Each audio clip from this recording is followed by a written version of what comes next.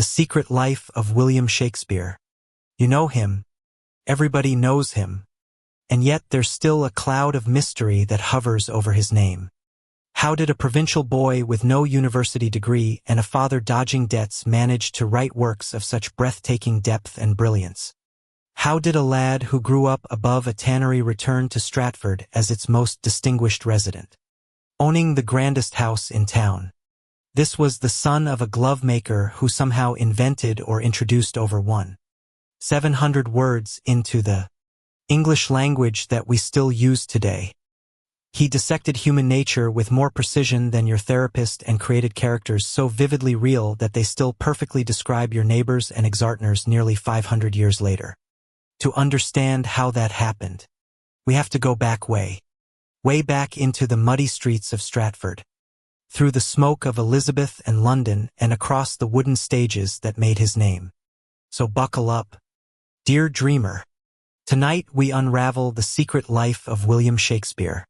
Every detail, every twist, every mystery. Stratford upon Haven. How to grow a bard without even trying.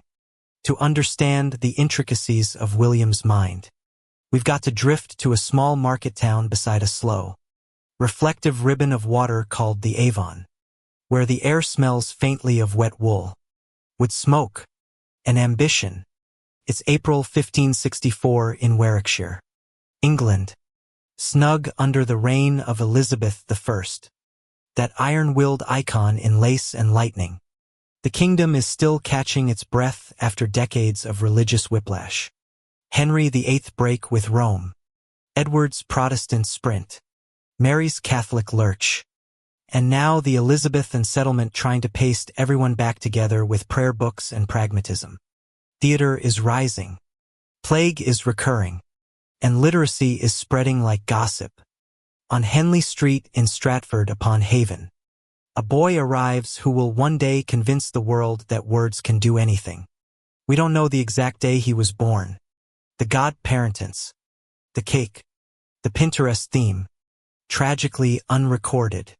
What we do have is a baptism entry from Holy Trinity Church dated April 26, 1564. The tradition says he was born 3 days earlier on April 23. Helpfully the feast of St. George, patron saint of England, and future date of his death, which is either poetic destiny or chronicler mischief. Either way, infant William Shakespeare is ushered into this world with a splash of font water and a town murmuring under the ever-present bell of the church. Around him, Stratford is a busy place, half rural, half mercantile, sheep nipping the edges of fields, traders haggling, apprentices lugging, hawkers shouting. It is not a fairy tale village. It's a working one.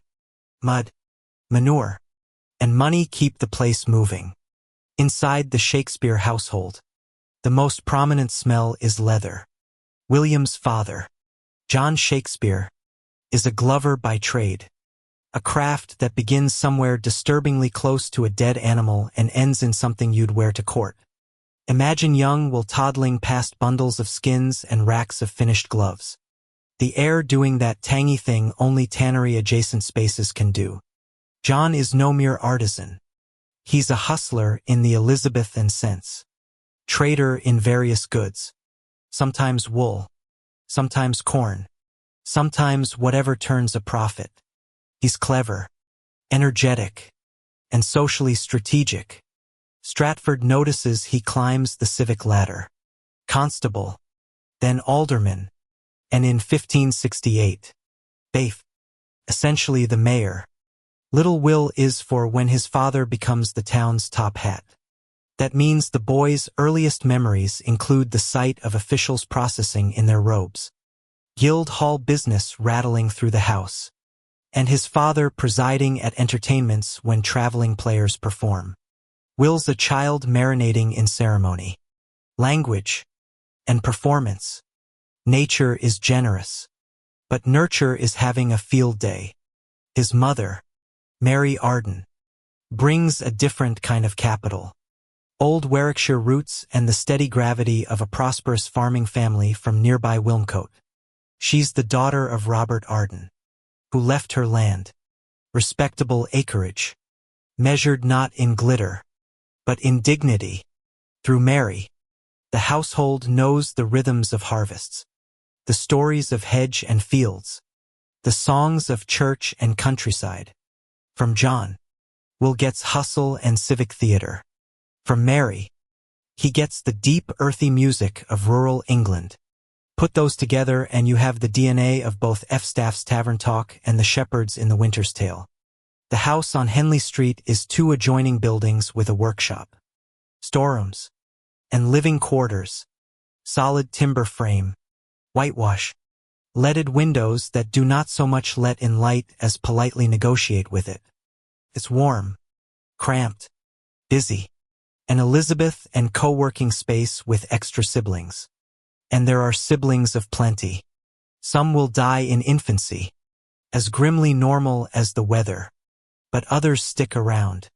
Gilbert, Joan, Richard, and Edmund, the youngest, who will later follow William to London and the stage.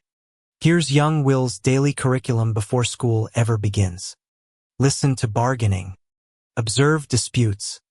Watch the art of saving face. Hear the cadences of prayers, sermons, market calls, nursery songs, curses, and jokes. His mind becomes a pantry of voices. But first, the plague. The year of his birth. Stratford's parish register bristles with crosses next to names. Markers of deaths from the pestilence. Babies, children, mothers vanished with terrifying speed. Baby Will survives. Is that luck? Good midwifery. A firm constitution. Whatever the cause. Surviving an early brush with mortality is a grim kind of scholarship. Later, when Shakespeare writes about death, he does so like a man who has walked past it on his way to fetch water. It's never abstract for him. It's as ordinary and as shocking as a knocked-over stool. By the time Will is 7, he goes to the King's New School, an Elizabethan grammar school that offers the best free education a burgess's son could hope for. Free, yes, but not gentle. Imagine a classroom where Latin is not a subject, but an oxygen supply. School begins at dawn and eats the day. Boys chant declensions, pass sentences, and copy passages until their quills squeak. They study Lily's Latin grammar, churn through Oid's Metamorphoses, nibble at Virgil, grapple with Cicero's eloquence, and squint at Seneca's tragedies. There's Greek in some schools. Stratford's curriculum likely focused on Latin, but would absolutely have nourished a taste for Roman drama and rhetoric. The method is repetitive, performative, and sharp-elbowed. Want to learn style? Rewrite a fable in 10 different registers. I want to learn argument. Take any proposition and prove the opposite until the veins in your forehead map out Italy. Corporal punishment is normal. So is public recitation. If you can't persuade your master, you've learned. He persuades you with a rod. Education by adrenaline. All of this moves the boy toward a specific superpower. Verbal dexterity. Those famous Shakespearean tirades and tendernesses. The airy nothings. The thunderclaps of insult. The chiseled reasoning don't arrive by miracle. They are trained into him. Rhetoric drills teach him how to layer an argument, how to heat it, cool it, flip it, gild it, and then unmask it with a joke. Ovid teaches him how stories mutate, how gods and girls and monsters slip skins. Cicero trains his musical syntax. Seneca plants dark flowers that will later blossom into Macbeth and Lear. If school makes some boys parrot, it makes Will peacock. You can hear the grammar school in everything he writes, even when he's pretending to be a tavern wag. When the school day finally releases its captives, Stratford goes on teaching. The town sits at a crossroads of trade routes. So, Markets and fairs bring in a traveling psychology lab of strangers. Merchants peddling novelty. Tinkers fixing pots while breaking your heart with a ballad. Peddlers who know who's cheating whom. Seasonal festivities. Schroet-tide pancakes. May-Day greenery. Harvest suppers are miniature theaters where roles are borrowed and rules bent. Church on Sundays is a performance of a different sort. The Book of Common Prayer spoken in a music that shapes the ear. Sermons constructing arguments as carefully as any courtroom. Meanwhile, the legal system hums. Stratford's Court of Record hears small disputes, and John Shakespeare is often entangled in them as plaintiff. Defendant. Creditor. Debtor. Little Will learns early that the world runs on contracts. And the way a sentence can tilt a verdict. No wonder the plays are obsessed with promises and bonds. Schillick's Pound of Flesh is just a bigger, bloodier version of ordinary paperwork gone bad. Religious life is another texture. The official religion is Protestant. But people are people and loyalties are complicated. Some families keep old Catholic habits quietly. Others embrace the new order publicly and privately. Later writers will whisper about the Shakespeare's possible Catholic sympathies. There was talk of a spiritual testament linked to John found in the 19th century and treated with suspicion. But the only thing truly certain is that the family, like many, lived tactfully. For a boy, that means learning the art of saying enough and not too much. A useful skill when you grow up to please both monarchs and groundlings. And yes, traveling players came through. When a company of actors visited, they performed at the Guild Hall under civic sponsorship. Imagine it. A makeshift stage. Daylight slicing the dust. The audience. A human stew of apprentices. Gentry. Housewives. And dignitaries. For a child bred on rhetoric. This is revelation. Words are not just etched on paper. They move bodies. Draw laughter in waves. Stop a room cold. And entice the hat full of coins. If you want to see the moment, Willard's words are the family business. Picture him pressed against a timber post watching an actor die magnificently with a speech in his mouth and a grin in his eyes. Back home, the family's fortunes crest and E.B.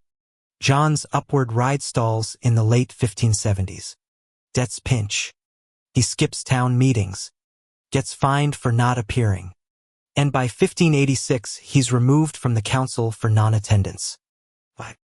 Historians offer theories. Illegal wool trading. Financial overreach. Religious awkwardness. Or simply the familiar human duet of pride and bad luck. For our purposes, young Will is watching a parent's prestige wobble. It's a lesson that respect can be won, worn, and lost, and that status is lesser thrown than a tightrope. Later in Richard II and Coriolanus, he writes as though he's seen masks slide off faces at the dinner table. But we're still in the boy years, and they're not just civic mood swings and Latin verbs. There's countryside, the forest of Arden. Less a Disney thicket, more a patchwork of woodlands, commons, and farms, lies to the north, offering the sort of outdoor education schoolmasters can't schedule. River walks breed metaphors. Hedges rustle with small dramas.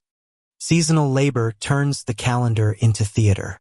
Lambing, shearing, harvesting, cidering.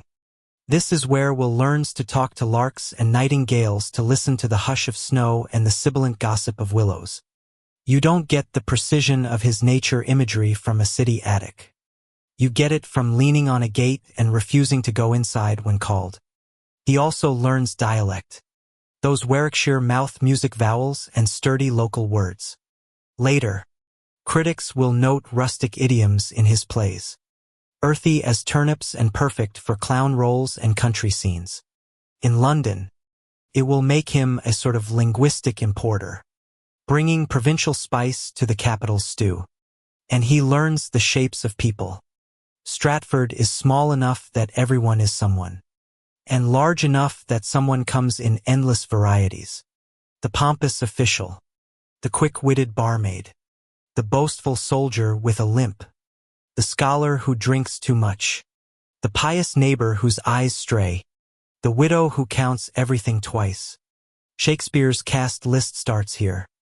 What about the boy himself? Temperament, habits, personality. Contemporary evidence is scant and cagey, but later hints suggest a temperament that is sociable without peacocking, observant without judging, ambitious without advertising. The adult Shakespeare will be notable for making money in the theater and keeping it. A practical mind coupled to a poetic tongue. It's not hard to imagine that balance already forming. A daydreamer who knows the price of a bushel of malt. Indeed, in adulthood, he'll sue a neighbor over a debt of, yes, malt. Even poets must winter their households. Let's talk about books. Stratford has literate clergymen and some private libraries. And the boy has a grammar school master happy to fog classical taste into him. Ballads are everywhere. Cheap sheets of story songs pinned to stalls. Hawked in markets. Memorized and misremembered. Chatbooks bring in romances. Saints' lives recut for a Protestant world. Chivalry adventures that smell faintly of France. Folktales do the rest. Traveling mouth to mouth like dandelion fluff. If you're wondering how Shakespeare becomes both learned and lush, imagine him absorbing old stories from 3 feeding tubes at once. Classical, biblical, popular. By the time he's a teenager, he's a walking library with mud on his boots. There's another education running quietly. The education in status. John Shakespeare will in time angle for a coat of arms. Gentility in a painted shield, which will eventually be granted when William's London success juices the family claim. But the idea is older than the grant. In the house there is talk of Arden. The name alone a boast. A brand. A claim to polish. The boy grows up with his ear pressed to the inside of the English class system. Wanting up. Mindful of down. Learning the shibboleths. In his plays, rank is a language, and he speaks it with a native accent. He knows how dukes talk and how tinkers mumble, and he can swap the scripts for fun. By about 1577 to 78, William is in his mid-teens. School may continue, or as often happened, he may be helping in the family business. Records don't hand us a neat timetable. This is the edge of the lost years. That delicious fog that lets people cast him as schoolmaster, dear poacher, law clerk, or general-purpose scamp. But even before the fog rolls in, the boy we've met is equipped. Rhetorical training like a secret engine. A hoard of stories. A countryman's eye. A merchant's caution. And a spectator's love of show. If you hand that to London, you get Shakespeare. If you leave it in Stratford, you get a very impressive churchwarden. History chose the former, and Hathaway, whom he'll marry at May 18th, have negotiated the timetable. She lives just a few miles away in Shattery, and their story awaits us in a later chapter. For now, she belongs to the future. Now we linger with the boy standing in the doorway on Henley Street at dusk, turning his head to catch a scrap of song from the tavern, a snatch of argument from the lane, a bell from Holy Trinity, and the faint thud of a mallet from his father's bench. Everything is material. He does not know it yet, but he is assembling a city of words out of a market town's noises. The guild hall is lit for a civic occasion. John is in his official role. A company of players is due to perform. Will squints at the stage. An actor mounts a speech, the kind that grows from a whisper to a weather system. The boy feels a sensation he'll spend a lifetime chasing. The air itself turns obedient. The room leans in and language makes reality budge. When the hat goes around for coins, he notices that words also pay. And when the players exit into the night, leaving behind a smell of sweat, wine, and grease paint.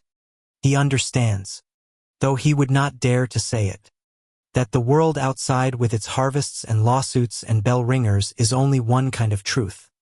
On stage is another. He wants both. The lost years. Where's Willie? All right, dear dreamer. Now, let's creep into the chapter where our young bard is about to disappear into one of the foggiest mysteries in literary history. Biographers call them the lost years.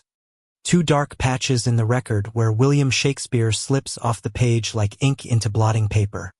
From about 1578 to 1582, and then again from 1585 until 1592. He vanishes. No receipts. No tidy diaries. Not even a nosy neighbor's gossip preserved for us.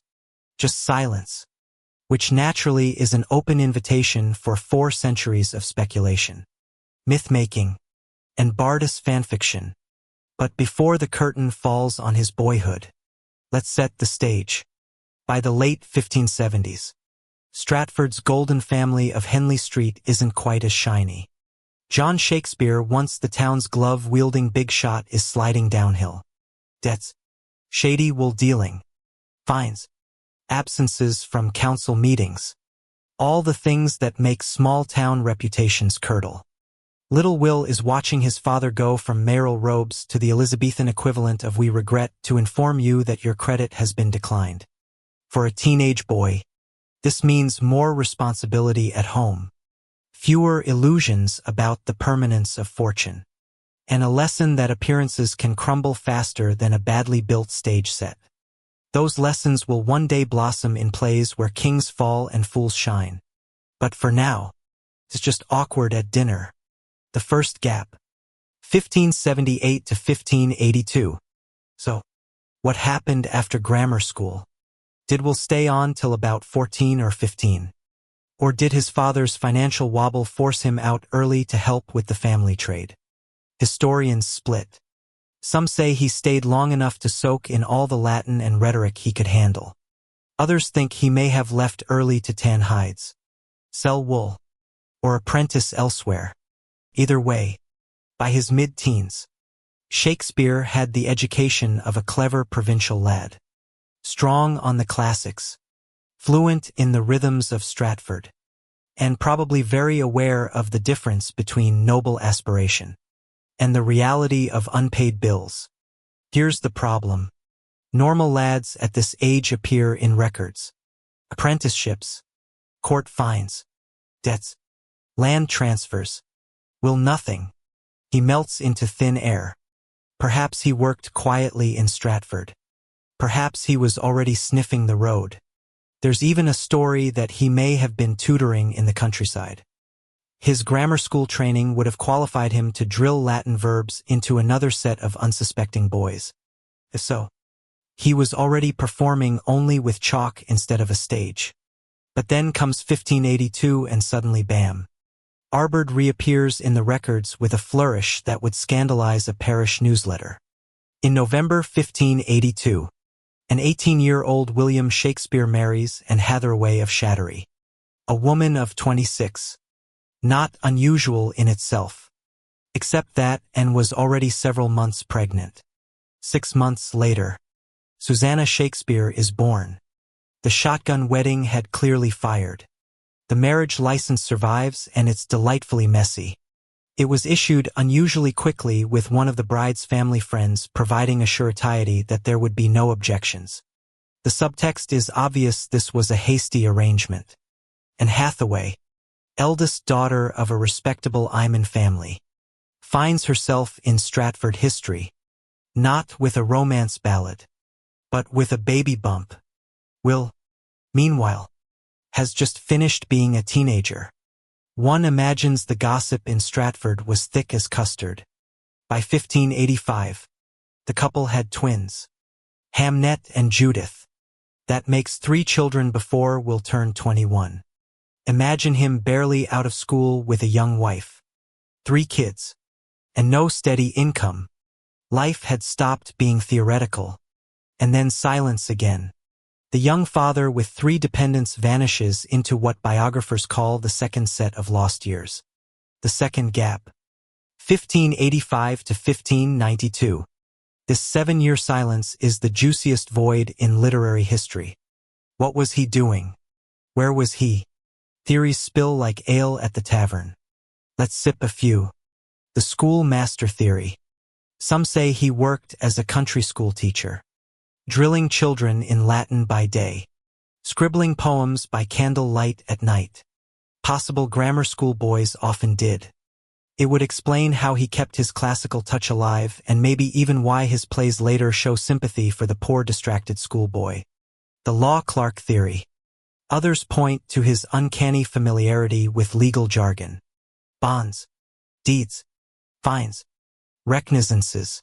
His plays are thick with them. Maybe he clerked for a lawyer scratching contracts. This could also explain his obsession with oaths and obligations. Shakespeare does love a lawsuit and he later files a few himself. The soldier theory. Some claim he fought abroad. Maybe in the Low Countries where England was involved against Spain. There's no proof. But it would explain his military slang and those weary, sharpied veterans he writes so well. The poacher theory. My personal favorite. 'Cause it's saucy. Tradition says young Will was caught poaching deer on the estate of Sir Thomas Lucy, a local bigwig. Lucy was supposedly so furious that Will had to flee Stratford. Later, Shakespeare is said to have lampooned him in a ballad, making fun of his name, Lucy, rhyming with lousy. If true, it makes Shakespeare's career the direct result of teenage hooliganism with venison.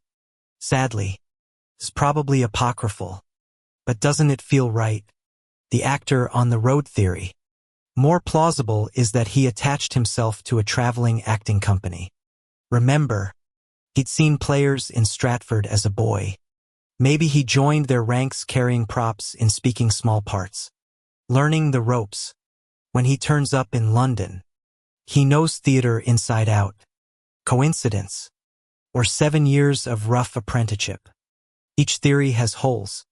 None can be proved. But when he next surfaces in 1592, he's a playwright with enough clout to annoy his rivals. That means that whatever he did, it wasn't idle. The lost years are less lost than hidden training montage. While history shrugs, Shakespeare is leveling up. Meanwhile, the wider world was cooking. Elizabeth's court dazzled with intrigues and masks. The Spanish Armada loomed in 1588 before being spectacularly defeated, feeding a wave of English patriotism that would later echo in Henry V. London was expanding, buzzing with trade, fashion, taverns, and a new addiction, playhouses. Companies like the Admiral's Men and Lord Chamberlain's Men were making theater a professional career, while playwrights like Christopher Marlowe were setting London stages ablaze with Tamburlaine and Dr. Faustus. For a hungry, word-obsessed 20-some, the capital was irresistible. And for a young man watching Stratford offer him debt, diapers, and diminishing status, London was not just temptation. It was necessity. In 1592, the silence breaks. The pamphlet by the dying playwright Robert Greene lashes out at a certain upstart crow beautified with our feathers. This crow, Greene grumbles, is presumptuous, daring to write tragedies as if he belonged among the university-trained dramatists. Everyone knows the target, William Shakespeare, and here we have proof. By 1592, our lost young man from Stratford is firmly in the London theatre scene, writing plays, acting, and annoying his competitors enough to get slandered in print. Which means he must have been there for years already. Working, writing, hustling. The lost years, far from empty, were his forge. We'll never know which version is true. Did he really run from Stratford with a deer under his arm? Did he woo patrons with sonnets before he could pay rent? Did he shout exit pursued by a bear in some rickety barn before he thought to write it down? We'll never nail it down. But maybe that's the point. The silence is part of the magic. Shakespeare appears suddenly in London, not as an apprentice, not as a journeyman, but as a full voice, already brilliant, already dangerous. So, here's the dreamy truth. The lost years are not empty. They're elastic. They hold within them the apprenticeship of genius. The untold stories that made a glove-maker's son into a literary thunderstorm. We may never know if he was chasing deer, drafting deeds, or drilling schoolboys, but the silence itself has become part of his myth. Rest now, dear dreamer, on that quiet thought. William Shakespeare's life has blank pages, and those blanks are not gaps, but invitations. Out of them he steps into London, quill sharpened, plays ready, and insults prepared for any rival who dares call him a crow. Marriage and family life, the bard, the bride, and the babies. Dear dreamer, time to open the Stratford curtains on Shakespeare's domestic stage. If Chapter 2 was the fog of the lost years, Chapter 3 is the drama of hearth and home, marriage, children, tragedy, and the endless balancing act of a man whose body often slept in Stratford, but whose imagination lived in London. Let's start with Anne Hathaway. No, not the Hollywood one, though she too has the cheekbones for Shakespearean heroines, but the original, born in the village of Shoddy, just a mile or so from Stratford, and was the eldest daughter of Richard Hawey, a Iman farmer with a decent holding of land. Respectable, comfortable, not nobility, but not shabby either. In short, solid rural stock. When she married William Shakespeare in November 1582, she was 26. He was 18. Already the town tongues were wagging because in Elizabeth and England, men usually married in their mid-twenties after they had a trade or inheritance lined up. Women often married younger. So here was Will, a mere teenager with no visible career path, hitching himself to a woman 8 years older, who very soon would have a very visible baby bump. Historians love to speculate on this union. Was it love? Obligation? Clever alliance? The truth is probably somewhere in the messy middle, and was no impoverished damsel. She came with her own resources and standing. But it's also clear the marriage was hurried. The church issued a marriage license unusually quickly, and a family friend of the Hathaways had to vouch for it. Within 6 months, Susanna was born. The Stratford patrons no doubt counted on their fingers with the precision of accountants. By the time he was 21, Shakespeare was the father of 3. After Susanna in 1583 came the twins Hamnet and Judith in 1585. 3 children. 1 very young father. 1 slightly older mother. And not much money on the table. This wasn't the glamorous life of a rising dramatist. This was nappies, debts, and the daily grind. We know frustratingly little about Anne herself.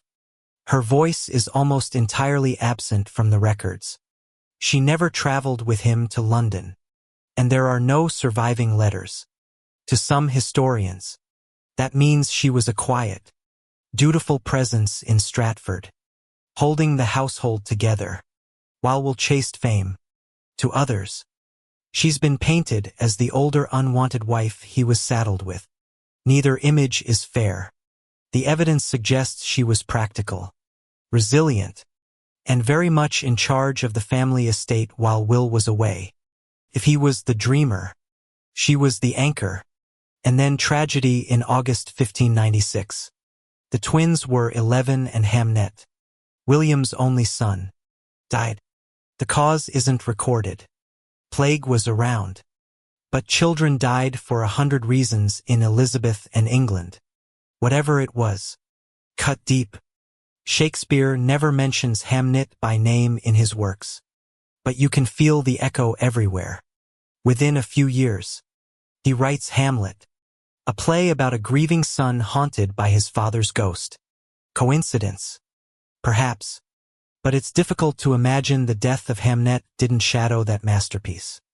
King John contains a devastating scene of a mother grieving her dead boy. Later, fathers and daughters dominate the plays. Lear and Cordelia, Prospero and Miranda. If Will's son died, his daughters survived and they became in his imagination the vessels of loyalty, love and continuity. So how present was Shakespeare in all this? The hard truth is not much. From the early 1590s onwards, he's in London most of the time writing and acting. Stratford remained his home base, but Anne and the children lived a life often without him. It's tempting to call him absent, but that's not the whole story. His letters may not survive, but his money did. Will was practical. He invested in property in Stratford, bought the grand house called New Place in 1597, and secured his family's future. If sometimes felt like she married a ghost who sent remittances. It's worth remembering she also married a man who never cut ties with Stratford, never abandoned his hometown for London completely. When he retired, he came back. Stratford was always his center of gravity. When Shakespeare died in 1616, his will left most of his estate to Susanna, his eldest daughter, and her husband, to Anne, his wife of 34 years. He left the second best bed. A few centuries of scandalized commentary. But here's the trick. In Elizabeth and custom, the best bed was reserved for guests. The second best bed was the marital bed, the one they actually shared. Far from being an insult, it may have been a tender, private gesture, leaving her the bed where they had lived, loved, and conceived their children. Or perhaps it was just practical. As his widow, was already entitled to a third of his estate. Either way, it tells us less about their love and more about how easily we misinterpret Elizabeth and Will's through modern eyes. Family life bleeds constantly into Shakespeare's writing.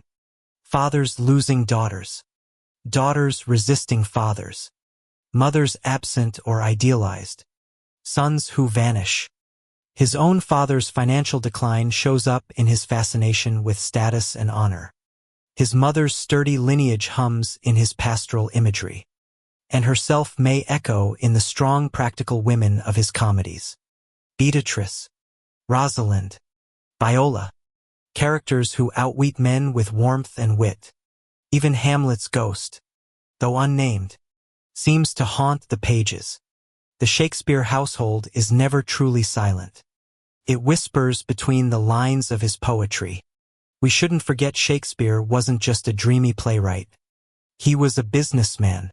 He bought land, sued over debts, managed properties. There's even a record of him suing someone for not delivering malt. Poets they may be, but households need bread. And Shakespeare never let his pen blind him to his purse. His investments ensured that Anne and the daughters lived securely long after his death.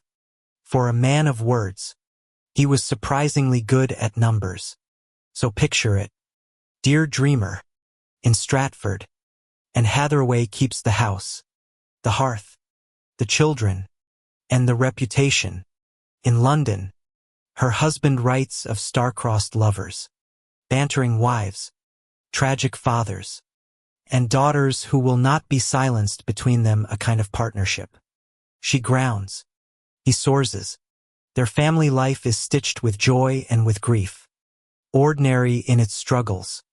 Extraordinary in its legacy. Enter stage left. The rise of the playwright. All right, dear dreamer, draw back the London fog. It's the early 1590s. And into the capital strides a young man from Stratford with ink-stained fingers, an eye for human folly, and apparently a taste for irritating the established literati. He has no university degree, no aristocratic patronage, no official stamp of genius. What he does have is nerve, stamina, and a knack for turning language into both entertainment and profit. London is about to meet William Shakespeare. And London, noisy beast that it is, will never quite recover. Let's set the scene. London at this time was both dazzling and disgusting. The streets were narrow, crowded, and often rank with sewage and animal offal. Pigs trotted about like municipal cleaners. Alehouses spilled laughter, fists, and song into the night. Beggars and pickpockets thrived. And yet, amidst the mud and chaos, there was a crackling energy. This was the capital of a rising nation. Elizabeth I was firmly on the throne. The Armada had been defeated in 1588. Trade was pouring in and a new appetite for art and spectacle was booming. Theater especially was exploding. The city's first permanent playhouse, known with staggering originality as the Theater, had been built in 1576. Others soon followed. The Curtain, the Rose, the Swan. Acting companies, once considered dodgy wanderers, were becoming professional, tied to noble patrons. Playhouses were the hot new entertainment industry, drawing audiences from apprentices to courtiers. In a world without Netflix, the stage was the binge watch. So where does Shakespeare fit into this? Our first concrete glimpse of him in London comes in 1592, and it's not flattering.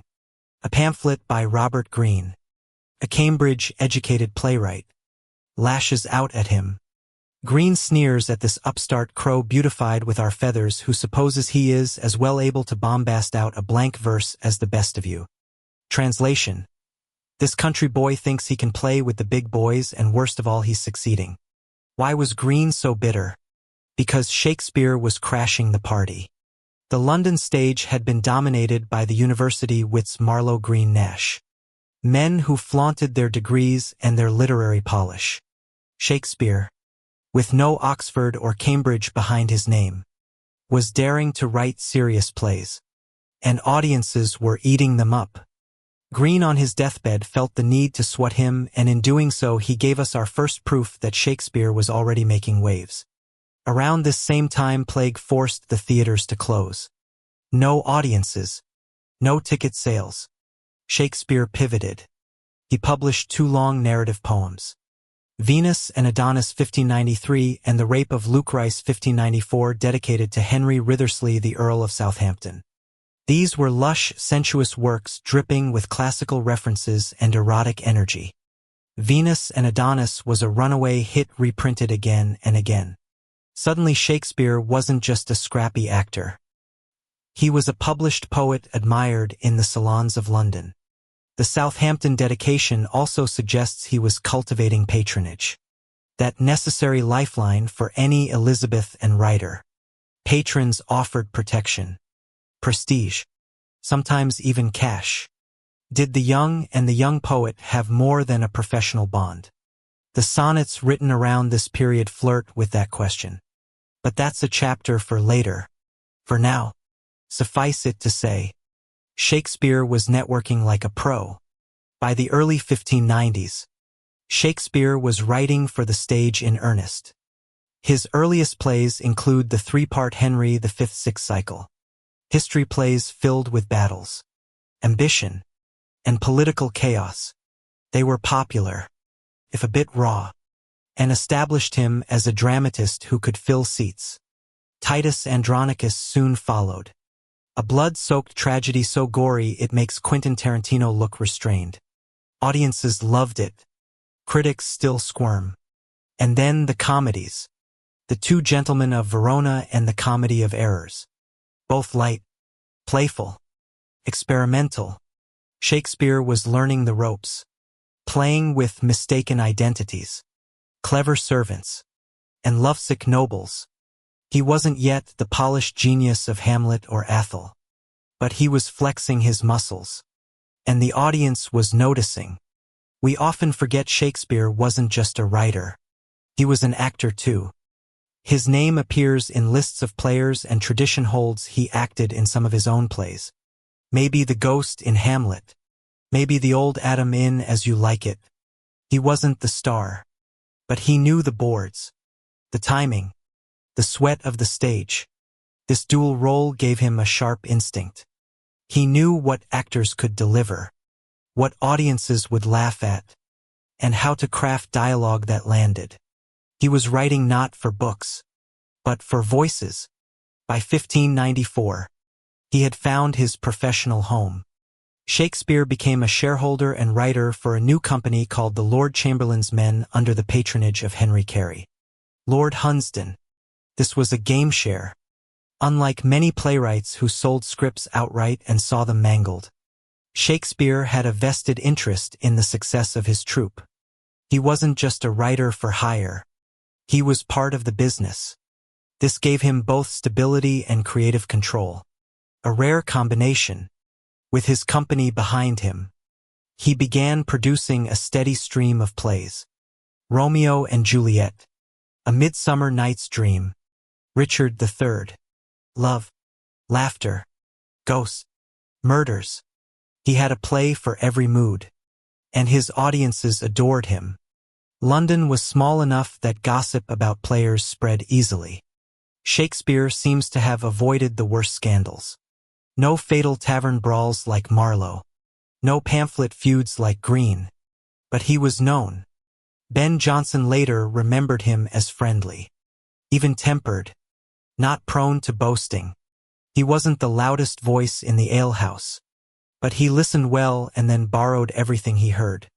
Apprentices, nobles, beggars, ladies in waiting, all found echoes of their speech in his lines. By the late 1590s, Shakespeare was no longer just that country boy who writes plays. He was the country's hottest dramatist, a poet admired by nobles, an actor known on stage, and a shareholder in a successful company. He had money flowing back to Stratford, where he bought New Place, the grandest house in town. The Glover's son was now a gentleman of property. And to think only a few years earlier he'd been invisible, lost to history in the fog. Now he was not just visible, he was incandescent. So, dear dreamer, imagine it. London's narrow streets, the stink of fishmongers, the shouts of hawkers, and above it all, the new voice on stage, words that tumble, dazzle, pierce, and sing. The upstart crow is rising, and no pamphlet can cage him.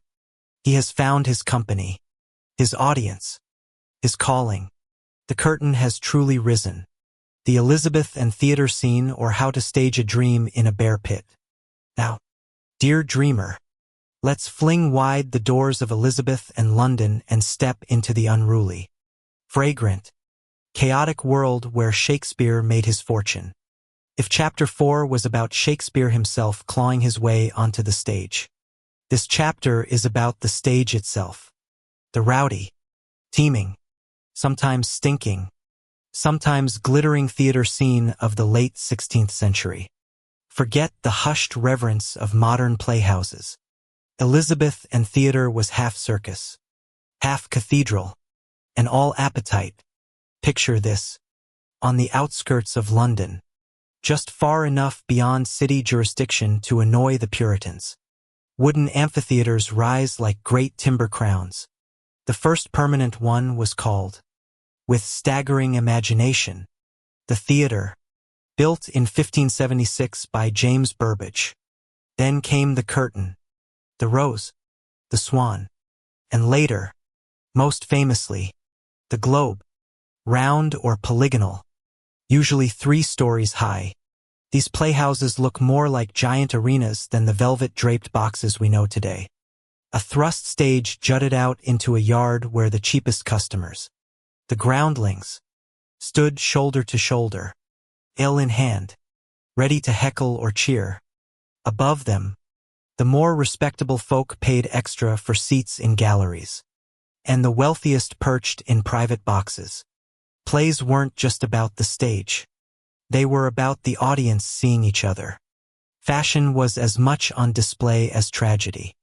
The Globe, where Shakespeare's company would eventually shine, could hold around 3,000 people.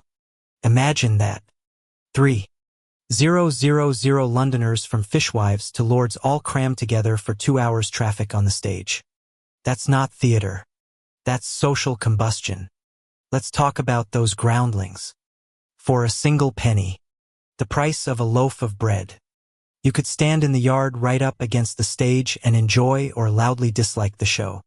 If you wanted a seat, that cost extra cushions. More still, rich patrons sometimes even sat on the stage itself, strutting like peacocks, while actors tried not to trip over their feathered hats. Audiences were not polite. They shouted. They hissed. They cheered. They threw things. A good joke brought roars. A bad line brought groans. And oh, snacks. Oranges. Nuts. Pies sold in the yard.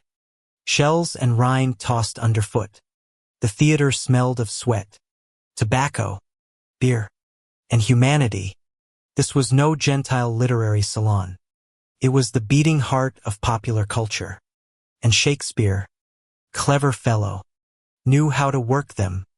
He gave the nobles their speeches about honor and destiny. But he also gave the groundlings puns, sword fights, clowns, and the occasional fart joke. A play like Hamlet can feed philosophy students and pie-munching apprentices at the same time. That was his genius. High art, low comedy, all under one thatched roof.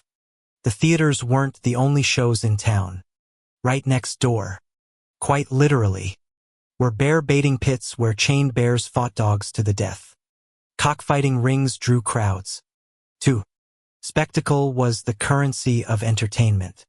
So, when Shakespeare needed to grab attention, he didn't hold back. Titus Andronicus gave audiences mutilation, cannibalism, and severed limbs. A play to compete with a bear pit. He knew the market. Give them gore, but also poetry. And then there were his rivals. Christopher Marlowe. Fiery, brilliant, dead by 29 in a tavern stabbing, was already electrifying London with bombastic verse. Thomas Kyd had popularized revenge tragedy with the Spanish tragedy.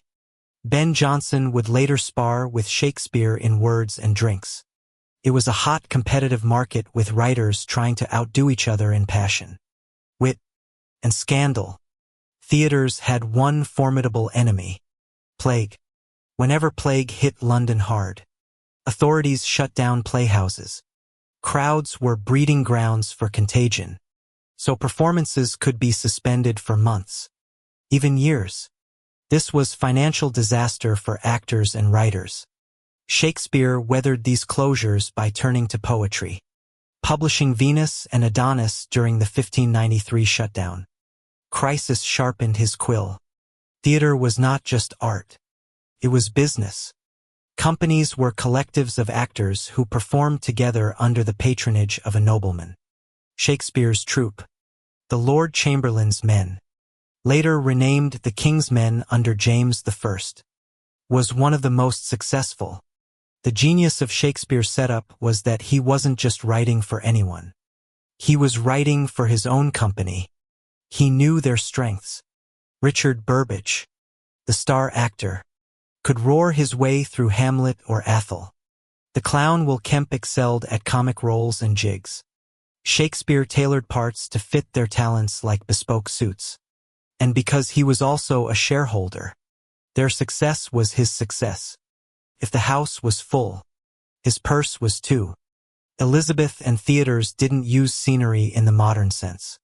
No painted backdrops. No elaborate stage machinery. They had a bare platform, maybe some props, and the audience's imagination. Need a battlefield.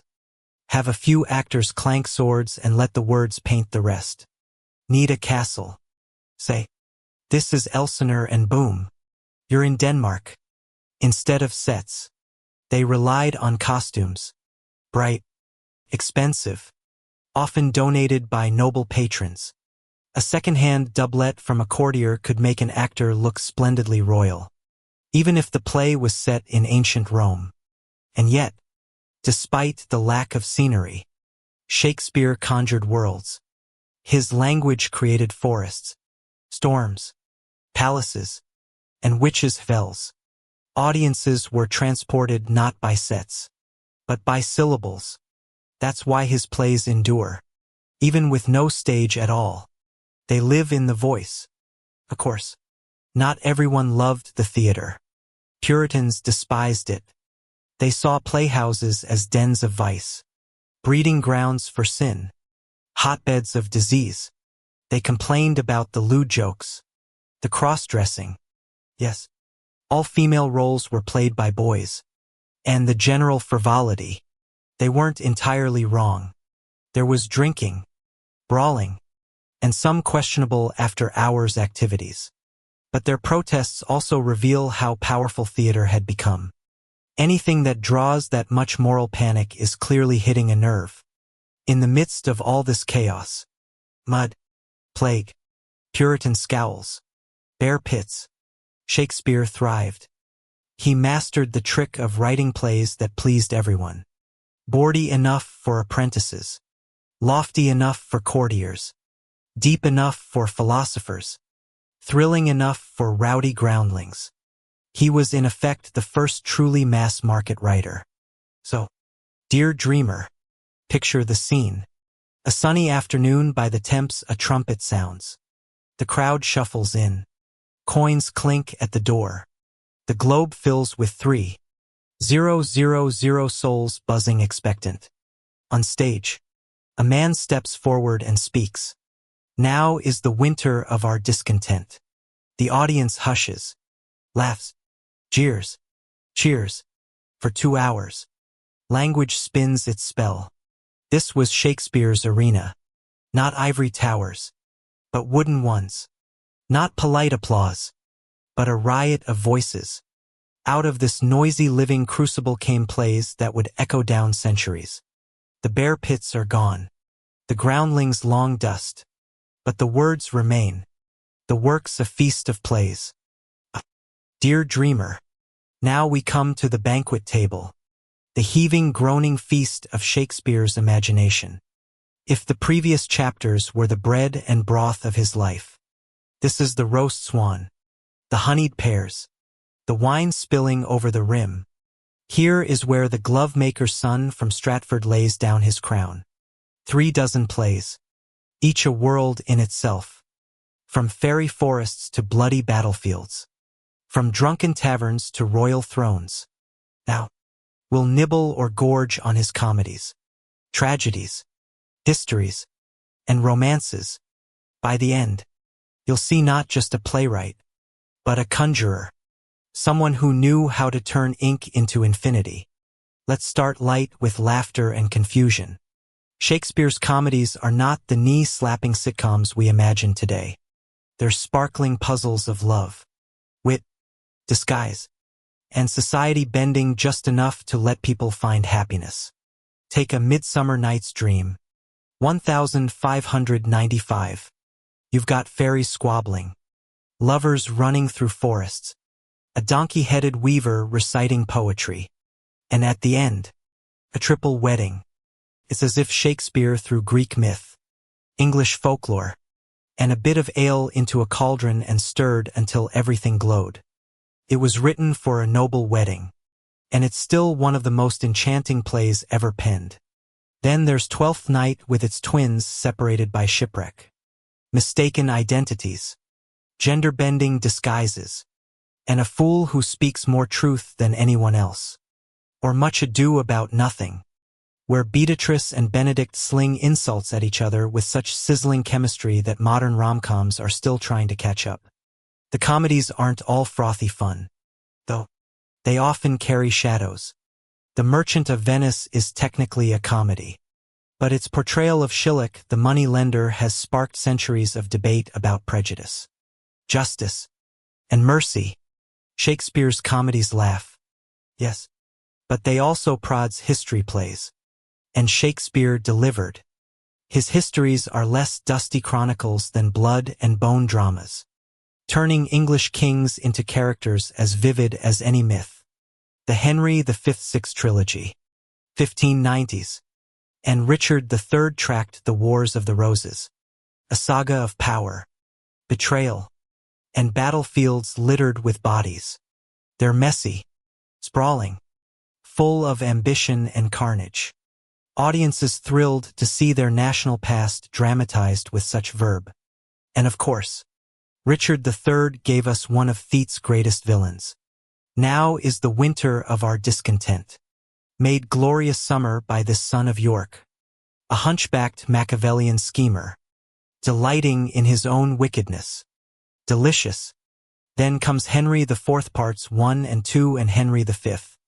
These are masterworks of patriotism, politics and pub life. In Henry IV, Prince Hal ditches the taverns of Eastpeep where he drinks with the roguish Sir John Falstaff to become a responsible king. It's both coming-of-age tale and meditation on power. Henry V, with its rousing speeches at Agincourt once more under the breech dear friends, became the ultimate wartime pep talk. Shakespeare didn't just dramatize kings, he showed how fragile crowns or glory is always balanced with betrayal, and behind every throne is a stage littered with ghosts. And now the main course, the tragedies. These are the plays that make Shakespeare immortal. Each one an anatomy of ambition, love, betrayal, and doom. Hamlet, circa 1600, perhaps the most famous play ever written. A prince haunted by his father's ghost, wrestling with indecision, madness, and revenge. To be or not to be is only the tip of the iceberg. The play is an ocean of philosophy, doubt, wit, and blood. Hamlet is every thinking person staring into the abyss and cracking a joke while they do it. Ethel 604, a Moorish general, noble and brave, undone by jealousy stoked by the villainous Iago. It's intimate, terrifying, a tragedy of manipulation and insecurity. Shakespeare exposes how fragile love can be when poisoned by suspicion. Macbeth 60, short, sharp, and bloody. A Scottish lord tempted by witches urged by his wife murders his king and descends into paranoia and tyranny. It's the tragedy of ambition, a reminder that vaulting desire can land you face first in ruin. Also, witches, daggers, ghosts, Elizabeth and horror at its finest. King Lear, 60, Shakespeare's bleakest masterpiece. An old king divides his kingdom among his daughters, misjudges their love, and spirals into madness on a storm-lashed heath. It's about aging, folly, cruelty, and the thin line between wisdom and insanity. Not a bedtime story for optimists, but staggeringly powerful. The tragedies are Shakespeare at his most merciless and his most poetic. He shows us the abyss, but the words are so incandescent you can't look away. Late in his career, Shakespeare turned softer. These plays, sometimes called the late romances, blend tragedy, comedy, and magic. They are tales of loss and reunion, storms and shipwrecks, sins and forgiveness. The Winter's Tale 1611 begins with jealousy and death, but ends with resurrection, as a statue of a queen comes miraculously to life. Cymbeline weaves a mad tangle of disguises, plots, and reconciliations, and The Tempest 1611, often thought to be his farewell to the stage, gives us Prospero, a magician duke who raises storms, commands spirits, and ultimately forgives his enemies. It's about art, power, and letting go. Prospero's final speech, "Our rebels now are ended," feels like Shakespeare speaking directly to us, bowing out with grace.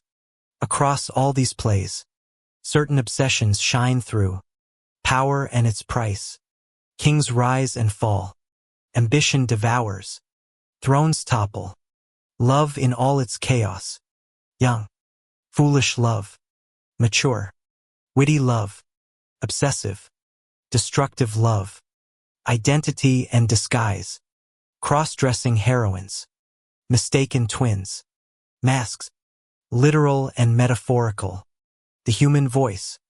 Above all, Shakespeare revels in the music of speech, insults, soliloquized, banter. What makes this feast extraordinary is its range. Shakespeare doesn't just write for nobles or scholars. He writes for everyone. His comedies delight apprentices. His histories flatter patriots. His tragedies pierce philosophers. He feeds the whole table from the grounding with greasy fingers to the queen herself. So here we are. Dear dreamer. Belly full from Shakespeare's banquet. 30-odd plays. Each alive. Each speaking as if they were written yesterday. He gave us laughter and despair. Kings and clowns. Storms and starlight. No other writer serves a table so rich. Who was William really? Will the man, not just the bard? All right, dear dreamer. You've feasted on the plays. You've swooned at the tragedies. Laughed through the comedies and marched with the kings. But now, push the books aside. Refill your tankard. And let's lean in close. Who was William Shakespeare the man? What sort of creature lurked behind the velvet words? Did he strut like Hamlet or snarl like Richard III? Was he a swaggering bohemian or a shrewd businessman who always kept an eye on the rent? The truth is slipperier than an eel on market day. We have almost no personal letters. No diary. No gossip columns signed. Dear Abby, today we'll ordered a double ale. Instead, we have scraps, hints, anecdotes, and most telling, his plays themselves. Out of this mosaic, we can sketch a man who was at once ordinary and utterly extraordinary. First, how did his contemporaries see him? Ben Jensen, playwright, both friend and rival, called him gentle Shakespeare. That word gentle has clung to him. He wasn't known for flamboyant tavern brawls. Leave that to Marlowe, who got himself fatally stabbed. Nor was he notorious for pamphlet feuds like Greene. He seemed sociable, warm, and witty without the volcanic egos that burned out so many of his peers. Yet, don't mistake gentle for timid. Shakespeare was practical, ambitious, and canny. He bought property, sued over debts, secured his coat of arms, and invested in his company. Poet, yes, but also a businessman who knew the value of a full house at the Globe. If you picture him floating about like some absent-minded bard, scratch that. Picture instead a man who can both write King Lear and file a lawsuit over unpaid malt. Genius and invoices hand in hand. The theater world was inseparable from tavern culture. Writers and actors gathered in alehouses to swap stories, trade insults, and occasionally throw punches. Shakespeare was certainly there. How else would he capture drunkards, jesters, and tavern rogues so vividly? His East scenes in Henry IVTH, with Falstaff holding court over foaming jugs, feel too real not to be drawn from life. Yet unlike some, Shakespeare never let the alehouse swallow him. He kept his head. He observed. He listened. He turned the chatter of drunks into gold. And while he must have had his share of rowdy nights, he never earned the reputation of being reckless. His vice was not violence or wine. It was words. One of the juiciest anecdotes about his personality is the saga of the coat of arms. In 1596, the Shakespeare family applied for and received a coat of arms. The motto non deus not without right. Very classy. It meant William was officially a gentleman, a rung higher on the social ladder than his father had ever firmly stood. Did he do it out of vanity? Perhaps partly, but it was also practical. In Elizabeth and society, gentleman wasn't just a title. It was a ticket into certain circles, a recognition that the glove-maker's son had arrived. It tells us that Shakespeare cared not only about art, but about status, legacy, and leaving his family in better standing than he found them. He may have written what's in a name, but when it came to Shakespeare of Stratford, gentleman, the name clearly mattered. Here's a wonderfully human glimpse. Shakespeare loved a lawsuit. Court records show him suing neighbors over small debts, especially malt. Malt, the stuff of beer and bread. If someone owed him bushels, he went to court. This might seem petty. Why would the Bard of Avon bother? But it shows his practicality. He was not above protecting his purse. He may have written sonnets to immortal beauty, but when it came to household accounts, he was all business. This blend of poetry and practicality is his personality in a nutshell. He could write, "We are such stuff as dreams are made on in the morning," and file a claim for unpaid grain in the afternoon. Was Shakespeare scandalous compared to his contemporaries? Not really, but whispers exist. His sonnets, particularly those addressed to a fair youth, have fueled centuries of debate about his sexuality. Were they expressions of romantic love, platonic admiration, or simply poetic convention? We don't know, but the fact that they've sparked endless discussion tells us that Shakespeare's heart, like his writing, was layered and elusive. And then there's the famous Lucy the Lousy story that as a young man, he mocked local landowner Sir Thomas Lucy in a lampooning ballad after being caught poaching deer. If true, paints him as cheeky, rebellious, not above thumbing his nose at authority. If false, well, it's the kind of story that sticks because it feels right. Here's what we can be fairly sure of. Shakespeare was an extraordinary listener. His plays are packed with voices. Rustics, nobles, fools, foreigners, lovers, soldiers. He didn't just observe people. He absorbed them. He was a magpie for language, snatching shiny scraps from every dialect, every accent, every conversation overheard in a market. And that's how a boy from Warwickshire could write convincingly as a Danish prince, a Scottish thing, an Italian merchant, and a Roman general. He was a chameleon, blending into every voice and leaving only a trail of glittering words. If you want Shakespeare's personality, look in his plays. There's his wit in the banter of Beatrice and Benedict, his melancholy in Hamlet's soliloquies, his cynicism in Iago's venom, his warmth in the clowns and fools who despite their nonsense often speak the deepest truths, and maybe his pragmatism in Prospero, who, weary of power, renounces magic and chooses peace. He wasn't one thing. He was all of them. Gentle, shrewd, playful, observant, ambitious, private. A man of many masks and maybe no single face at all. So, dear dreamer, let's leave him for tonight in the corner of an alehouse. Not declaiming, not strutting, but quietly listening. A neighbor is muttering about a debt. An apprentice is flirting with a barmaid. A nobleman is bragging about his horse.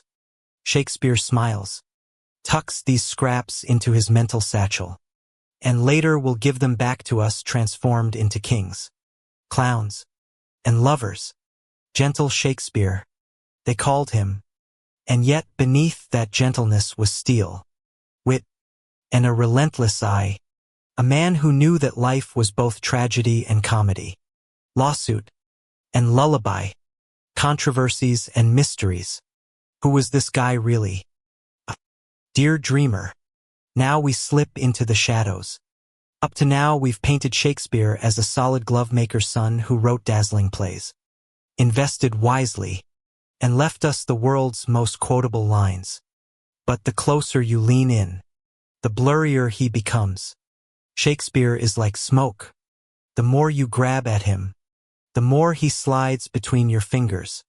So tonight, we'll stir the pot of controversies and mysteries, the arguments, scandals, and tantalizing gaps that have kept scholars bickering for centuries.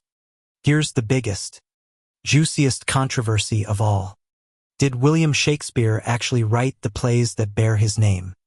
Or was he just the frontman for some hidden genius?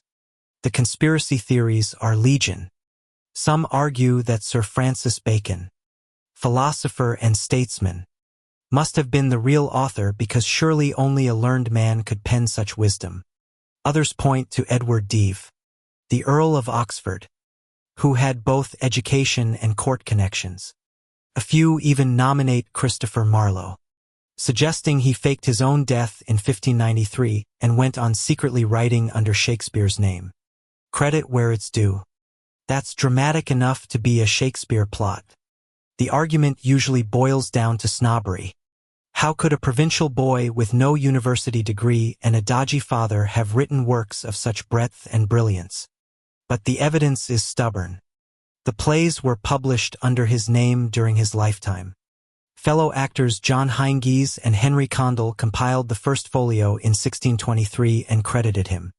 Ben Jonson, who knew him personally, praised him as a writer. There's no smoking gun of forgery. The authorship question is fun for mystery buffs. But historians agree. Yes, Shakespeare of Stratford wrote Shakespeare's plays. He just happened to be a genius without a degree, which irritates certain people to no end. Next controversy. The Sonnets, a collection of 154 poems published in 609 full of passion, longing, beauty and despair. They are addressed partly to a mysterious fair youth and partly to a dark lady. Cue centuries of eyebrow-raising. The fair youth sonnets are drenched in admiration, desire, and sometimes jealousy. Were they platonic, romantic, erotic? We don't know. The identity of the youth has been guessed 100 times. Henry Wriothesley, Earl of Southampton, William Herbert, Earl of Pembroke, an anonymous muse, whoever he was. The poems are charged with intimacy that feels personal, not just poetic convention. The Dark Lady sonnets are equally intense, but in a very different register. Lusty, tormented, sometimes downright bitter.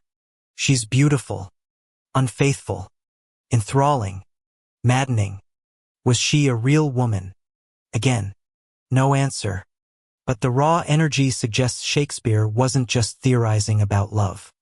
He was living it tangled and messy. The sets remind us that behind the gentleman and businessman was a man of fierce, complicated passions. And the ambiguity keeps us endlessly speculating, which is exactly how the bard would want it. Shakespeare lived in an age when religion wasn't just about Sunday sermons. It was about loyalty, survival, and politics. England had flipped between Catholic and Protestant several times within living memory, and suspicion lingered everywhere. Was Shakespeare a secret Catholic sympathizer? Some point to his father, John, who may have had a spiritual testament, a Catholic declaration of faith, hidden in the rafters. Others note Catholic imagery and sympathy in his plays. Romeo and Juliet with its friars and sacraments feels steeped in Catholic ritual. On the other hand, Shakespeare wrote under Protestant monarchs and he never directly challenged official religion. If he had strong sympathies, he wore them discreetly. Most likely he was pragmatic, steering carefully in dangerous waters, writing plays that explored morality and belief without nailing his own colors too openly to the mast. That silence too is part of the mystery. Then there's the question of politics. Shakespeare wrote under Elizabeth I and James I, two monarchs who valued theater but did not tolerate open dissent. Did Shakespeare subtly criticize authority or did he always toe the line? Richard II contains a deposition scene where a king is overthrown.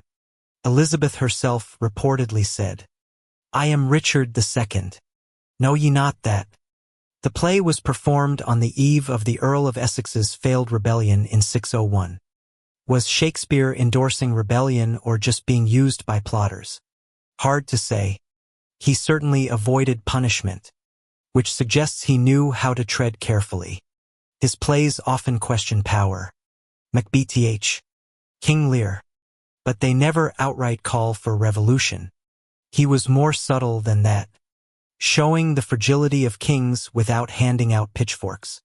What about his marriage? We know Shakespeare wed and Hathaway young and fast. We know he spent much of his life in London away from Stratford. We know his will left her the second best bed. Was it love? Duty? Estrangement? Was he faithful? Impossible to say. The sonnets hint at affairs of the heart, maybe of the flesh, but Anne remained his wife until his death, and he returned to her in Stratford at the end.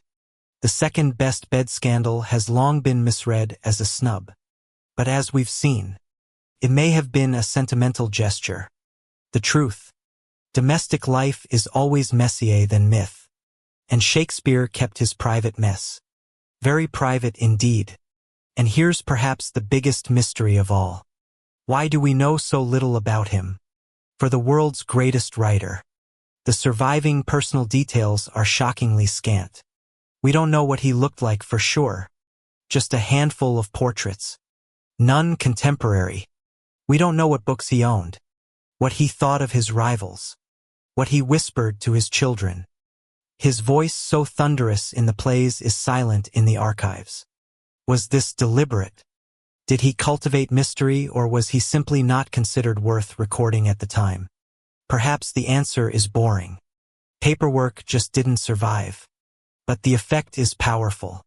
The gaps invite us to imagine him anew century after century.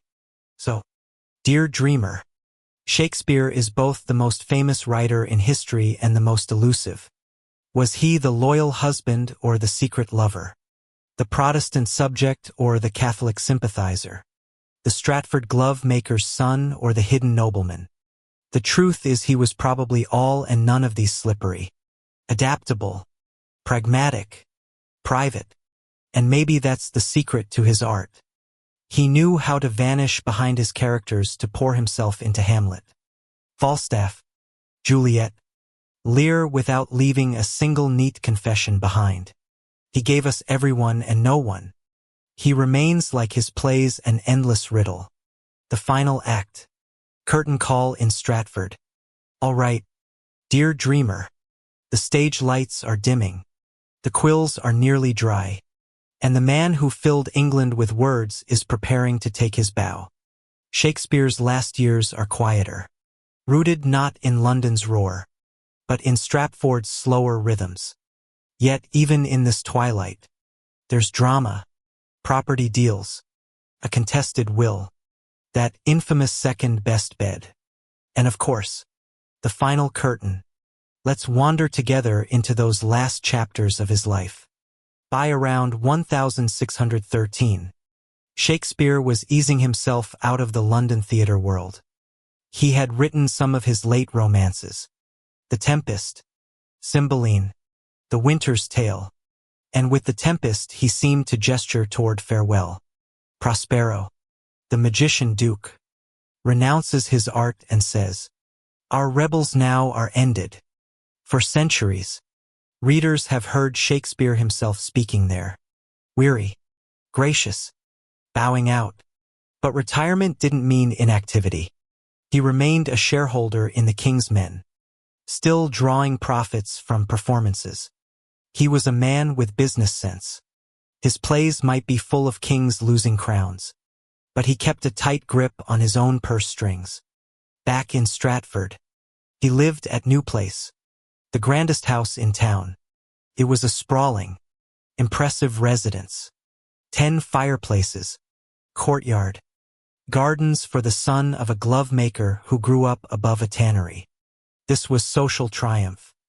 Imagine him strolling those gardens, listening to the bells of Holy Trinity, chatting with neighbors who now called him gentleman.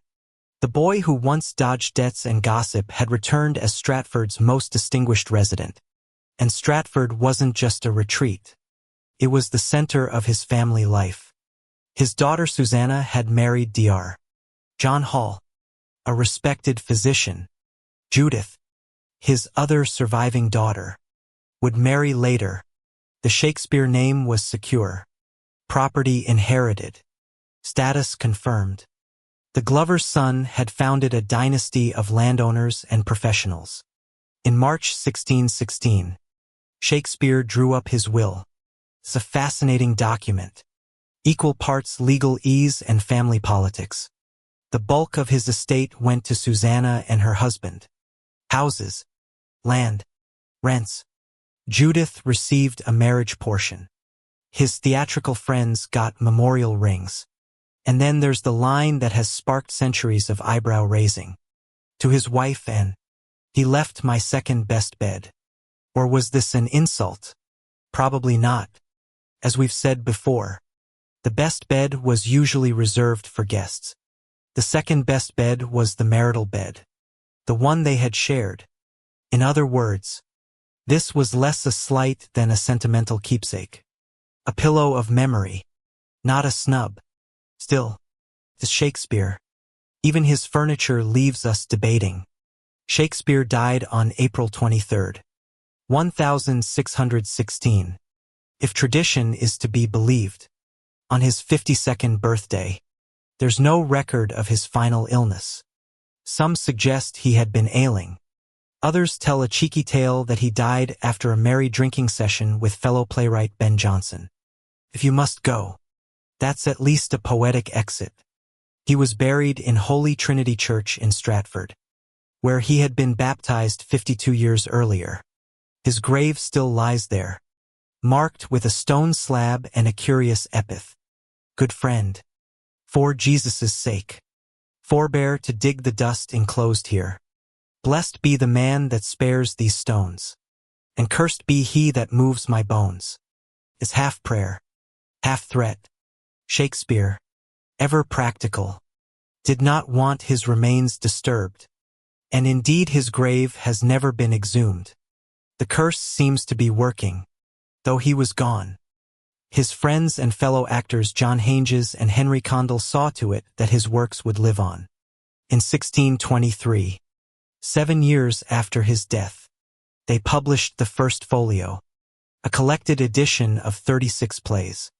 Without it, half of his works, including Macbeth and The Tempest, might have been lost forever. Thanks to their devotion, the bard became not just Stratford's pride, but the world's. What sort of man was Shakespeare in those final years? Likely, calmer, more settled, more practical than myth suggests. He was not a starved poet in a garret. He was a wealthy landowner, a grandfather, a man who had successfully navigated the cutthroat world of theater, and returned home with honor. Yet the plays of his last decade, The Tempest, The Winter's Tale, carry a tone of forgiveness, reconciliation, letting go.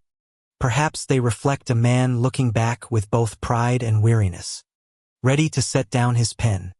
So imagine it. Dear dreamer, Stratford in spring, the Avons sliding past, the bells of Holy Trinity ringing out. In a grand house called New Place, a man sits at a window, no longer scratching quills late into the night, but watching his garden and his family. He has written kings and clowns, witches and warriors, fools and philosophers. Now he writes nothing at all because his greatest work is complete. On April 23rd, 1616, the curtain falls. But unlike any other actor or playwright of his day, his performance does not end. His words linger, eternal, like echoes in a wooden theater that has long since burned down. The man is gone. The bard remains. Legacy. Immortality through ink. Here we are. Dear dreamer, the man is gone. The quill is laid to rest. But the story is only beginning. Shakespeare may have died in Stratford in 1616, but in truth, he has never left the stage. His legacy isn't just a ripple in the pond of history. It's a tidal wave that keeps circling the globe. Tonight, we trace how a glove-maker's son from Warwickshire became the eternal voice of English literature, the writer whose phrases sneak into our everyday speech, whose plays never stop being performed, whose name has become shorthand for genius itself. 7 years after Shakespeare's death in 1623, Two of his fellow actors, John Heingies and Henry Condell, undertook the Herculean task of publishing his collected works. This became the First Folio, one of the most important books in history. Without it, we might have lost half his plays, including Macbeth, The Tempest, Twelfth Night, and Julius Caesar. The folio gathered 36 plays organized into comedies, histories, and tragedies. It was dedicated to Shakespeare's noble patrons, William and Philip Herbert, the Earls of Pembroke, and Montgomery. In its prefatory pages, Ben Jonson, who had sparred and drunk with Shakespeare, wrote his famous tribute. He was not of an age, but for all time. Jonson, not known for throwing compliments lightly, sealed Shakespeare's immortality with that line. Today, only about 230 copies of the First Folio survive, each worth millions, but its true value is beyond price. It ensured Shakespeare's words didn't vanish like so many of his contemporaries. He and Condell preserved not just a playwright, but a universe. Shakespeare didn't just use English, he expanded it. By some estimates, he coined over 1,700 words. Whether by inventing them, adapting them, or being the first to write them down. Words like lonely, bedazzled, swagger, eyeball. Imagine English without those. And then the phrases wild goose chase, break the ice, heart of gold. For goodness sake. He sprinkled our language with idioms so natural we forget they were born on the Elizabethan stage. Even people who've never read him are quoting him daily without realizing it. He didn't just enrich the English tongue. He practically rewired it. His work spread far beyond Stratford or London. By the 18th century, Shakespeare was already regarded as England's national poet. By the 19th, he was a global icon, translated into every major language, performed on every continent. Today, Shakespeare's plays are staged more than those of any other playwright, constantly reimagined in operas, ballets, films, musicals, even science fiction retellings. Hamlet alone has been translated into over 75 languages. You can hear "to be or not to be" in Japanese, Swahili, Russian, Klingon, even emoji. No other writer has proved so endlessly adaptable. Shakespeare also left behind a physical trail. Stratford-upon-Avon became a pilgrimage site for fans. Tourists through his birthplace on Henley Street gaze at Anne Hathaway's cottage and leave flowers on his grave at Holy Trinity Church.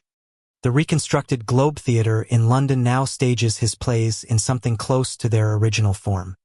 Groundlings and all, he has become not just a writer but an industry. Books, tours, festivals, lectures, movies, mugs, tea towels. One wonders if he'd laugh or roll his eyes at being turned into a franchise. Probably both. One measure of his immortality is how easily his plays morph into new settings. Romeo and Juliet becomes West Side Story with knives traded for switchblades. Macbeth turns into modern political thrillers. The Taming of the Shrew becomes teen rom-com 10 Things I Hate About You. He can be played in tights, in suits, in space suits. His words always fit, even when cut, twisted, or parodied. His works remain recognizably Shakespeare. That's true immortality. When your stories are so primal that they survive any disguise. Another reason his legacy endures. He understood people. His characters are not cardboard figures, but breathing, contradictory humans. Hamlet procrastinates. Macbeth hesitates. Falstaff charms. Lady Macbeth unravels. They feel like people you could meet at the pub or avoid at a family gathering. That timelessness makes his plays as fresh in 2025 as they were in 1600. And then there's the man himself, or rather the myth. His face with that high forehead and enigmatic smile stares from busts, paintings, postage stamps, and coffee mugs. The scarcity of personal detail has only made him larger. Inviting projection. Every generation remakes him. The Romantics saw him as a wild genius of imagination. The Victorians worshipped him as moral teacher. Modern critics dissect him as a political playwright, proto-feminist, a psychologist, a philosopher. Shakespeare contains multitudes because we keep stuffing new meanings into him. So, dear dreamer, here we close the saga. From Stratford mud to London glory. From crowded playhouses to the quiet grave in Holy Trinity. Shakespeare's journey is both ordinary and impossible. He lived 52 years, worked hard, made money, wrote plays for a living, and yet he distilled human experience into words so powerful that 4 centuries later they still crackle with life. When you quote him, you borrow a little immortality. When you watch his plays, you're part of an audience that never ends. Stretching from groundlings in 1599 to theatergoers tonight. The man is gone. The words remain, and they always will.